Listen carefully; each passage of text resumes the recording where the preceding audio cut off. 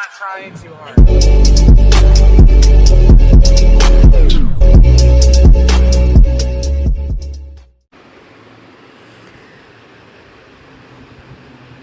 Good morning मेरे प्यारे भाई एवं बहनों तथा माताएं, आप लोग कैसे हैं? उम्मीद करती हूँ कि आप लोग अच्छे होंगे। आज मैं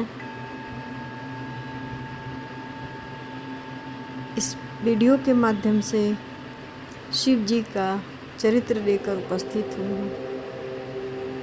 आप लोग भी जानते होंगे कि शिवलिंग धरती पर कैसे आया, कब आया, फिर हम लोग क्यों शिवलिंग का पूजा करते हैं, आखिर धरती पर कैसे शिव जी का शिवलिंग आया,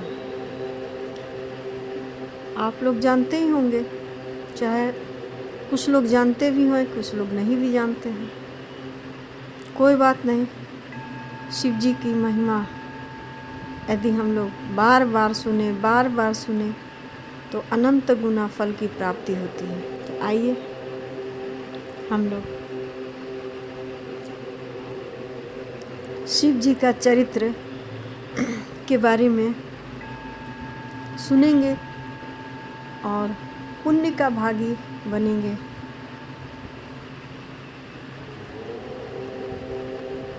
मेरे प्यारे भाई एवं बहनों, एक समय की बात है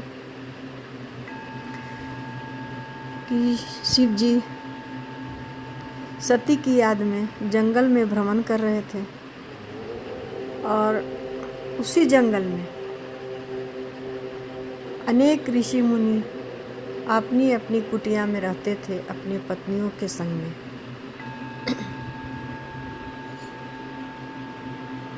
एक दिन का बात है कि ऋषि मुनि लकड़ी काटने के लिए अपने कुटिया से बाहर निकले हुए थे और इधर शिवजी भी सती सती सती सती बोलते हुए सती की याद में खोए हुए कभी बोलते थे, कभी उनकी याद में एकदम फक्कड़ बाबा जैसा एकदम मस्त मौला होकर अपना जंगल में भ्रमण कर रहे थे।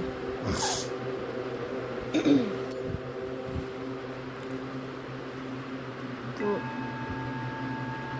ऋषि मुनि की पत्नियां उनको देख लेती हैं और देखते ही आपस में वो लोग बात करती हैं, कहती है, अरे सखी, ये दिगंबर रूप में ये कौन जा रहे हैं? ऐसा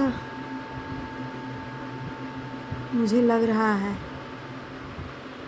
कि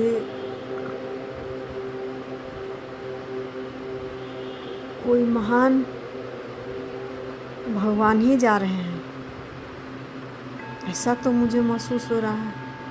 और इनके शरीर से दिव्य लाइट रूपी प्रकाश निकलता हुआ हम लोग की ओर आ रहा है। ऐसा मानो लग रहा है कि भगवान शिव हम लोगों को बुला रहे हैं। और ऋषि मुनि की पत्नियां आपस में बात करते हुए कहती है कि यदि कोई स्त्री इस दिगंबर वेशधारी से लिपट जाती है तो समझो उसका तो भाग्य ही खुल जाता है। अब इस तरह का बात कर रही थी। अब आप ही लोग बताइए, किसी की भी पत्नी अगर दूसरे पुरुष की ओर आकर्षित हो जाए, ये तो गलत बात है।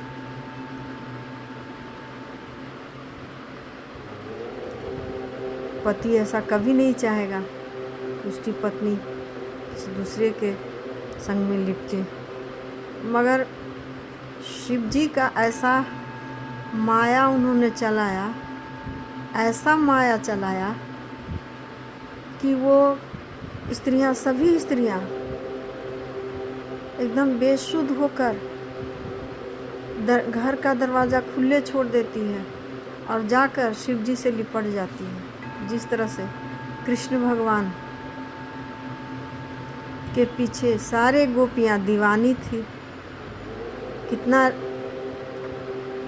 उसी तरह से शिव जी के इस स्वरूप को देखकर ऋषि मुनि की पत्नी सब दीवानी हो गई और जाकर उनसे लिपट गई। इधर लकड़ी को माथे पर लेकर ऋषि मुनि लोग आ रहे थे, तो रास्ते में देखते हैं कि उनकी पत्नियां इस दिगंबर वेशधारी से लिपटी हुई हैं।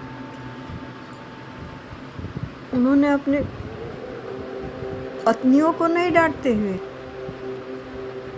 उसी दिगंबर वेशधारी शिव जी पर आग बबूला हो गए ऋषि मुनि और श्राप दे देते हैं। ऋषि मुनि कहते हैं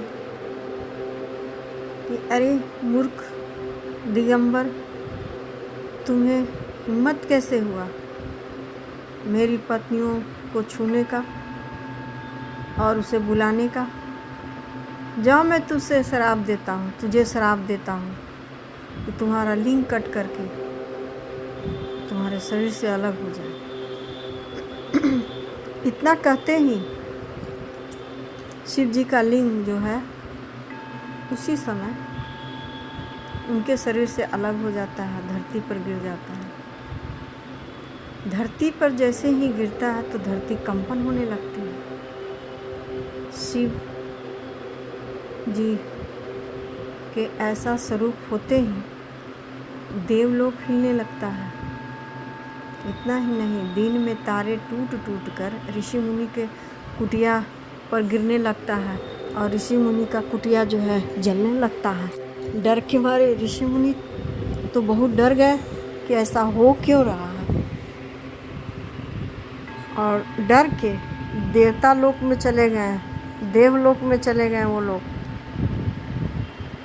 देवलोक में गए, देवताओं के पास गए तो कोई समाधान नहीं हुआ। वहाँ भी ऐसे ही आसन हिल रहा है, डोल रहा है।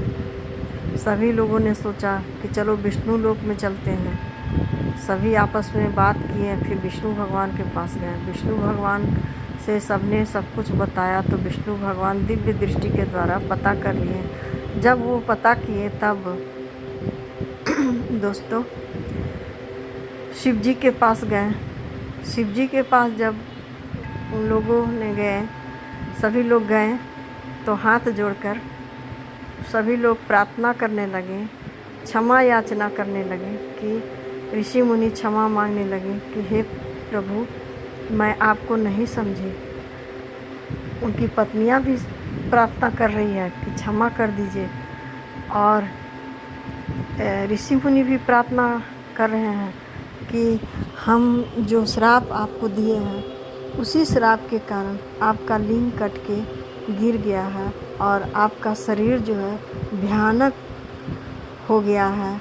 इसका सारा दोष मेरा ही है। अब तो मैं अपना मुख से श्राप दिया हूँ, यह वापस नहीं ले सकता, परंतु हे महादेव, आप हमें क्षमा करें और ये सब जो कुछ हो रहा है उसको शांत कर दीजिए, क्योंकि तीनों लोकों के स्वामी आप ही हैं। हे प्रभु, यदि मुझसे गलती कुछ हुआ है तो क्षमा करें और अपना लिंग को धारण कर लीजिए। इतना सुनते ही शिव जी कहते हैं, वे कहते हैं कि ये सब जो कुछ तुम देख रहे हो, ये सब मैंने अपनी मर्जी से किया हूँ। मैं अपनी मर्जी से किया हूँ। मैं तो तीनों लोगों को चलाता हूँ। पूरी प्रकृति जो है, ये संसार जो है, तीनों लोग जो है वह मेरे अधीन है। मैं माया से परे हूँ, मुझको श्राप तो छू भी नहीं सकता। ये सब तुम्हारे श्राप देने से नहीं हुआ है ऐसा, मैं तो अपना मर्जी से किया हूँ। इसलिए आप लोग जहाँ जहाँ से आए हैं वहाँ वहाँ आप लोग वापस लौट जाइए। इतना कह के शिव जी अंतर्ध्यान हो गए। फिर ऋषि मुनि, विष्णु भगवान और देवी देवता लोग फिर आपस में वो लोग बात कर रहे हैं, कह रहे हैं कि ये क्या हुआ। इतना बोलते ही भगवान फिर कहाँ चले गए महादेव।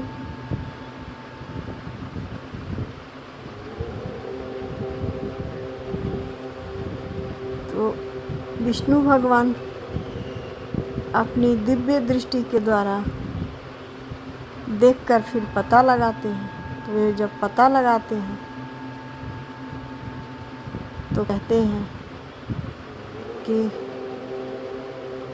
महादेव तो पाताल लोक में हैं और वे शिवलिंग के रूप में विराजमान हैं।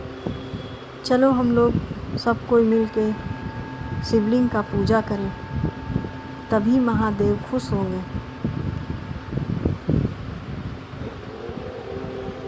सभी लोगों ने सोचा कि चलना चाहिए और वो लोग ऐसा ही किए। पाताल लोग गए। पाताल लोग गए तो देवता लोग फूलों की बारिश उस चमचमाता शिवलिंग पर फूलों की बारिश करने लगे। और इधर ऋषि मुनि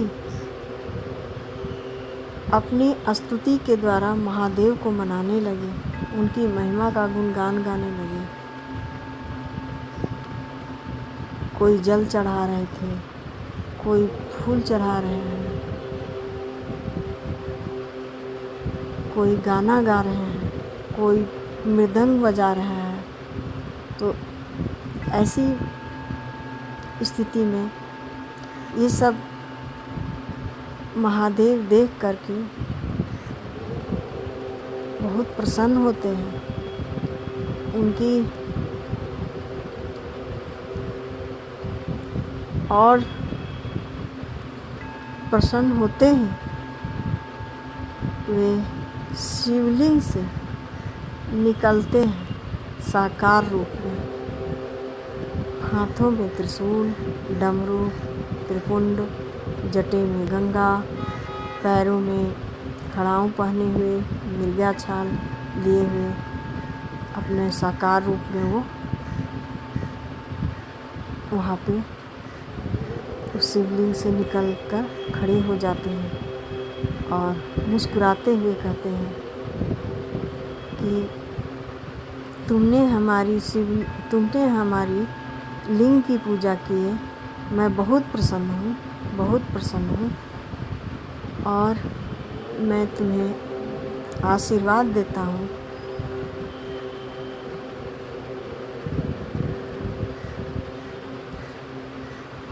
कि तुम सभी लोग जिस मकसद से आए हो,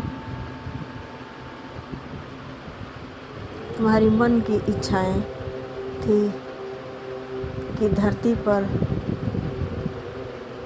जो ऐसा उथल पुथल हो रहा है, तारे टूट टूट कर गिर रहे हैं, जहाँ सब कुछ अच्छा हो जाएगा, धरती संतुलित हो जाएगी, देवलोक का हिलना बंद हो जाएगा। और इतना ही नहीं,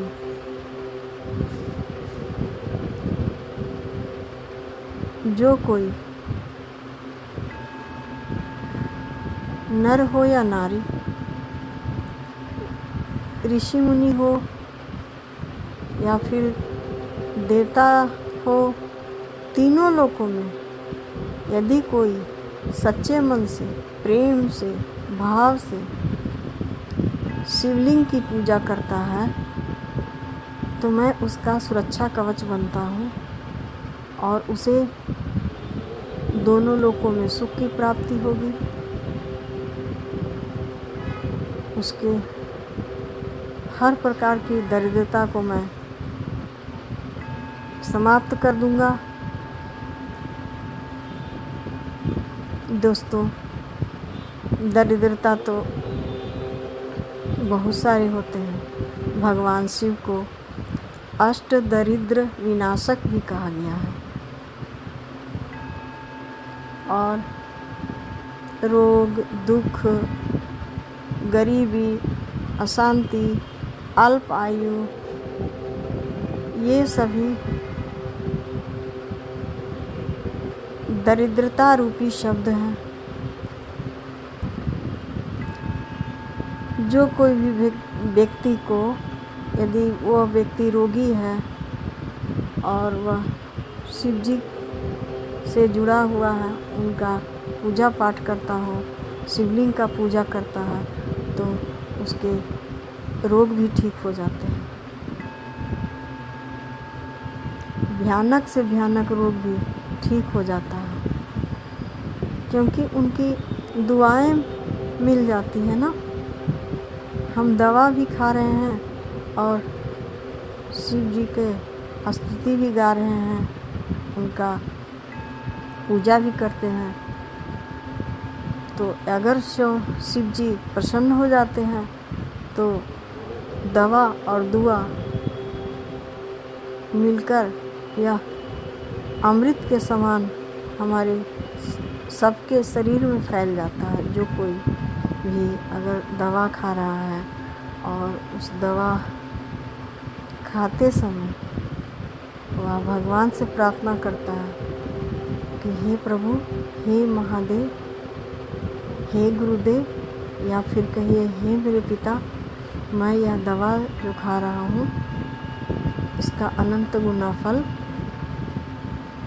यह दवा अमृत के समान, औषधि के समान बनता हुआ हमारे शरीर में जाते ही स्वस्थ मैं होने लगूं, स्वस्थ होने लगूं।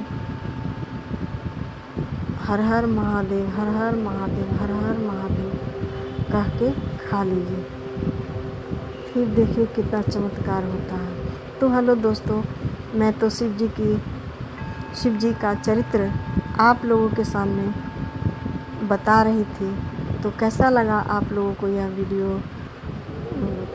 शिव जी का चरित्र आप लोगों को यदि अच्छा लगा होगा तो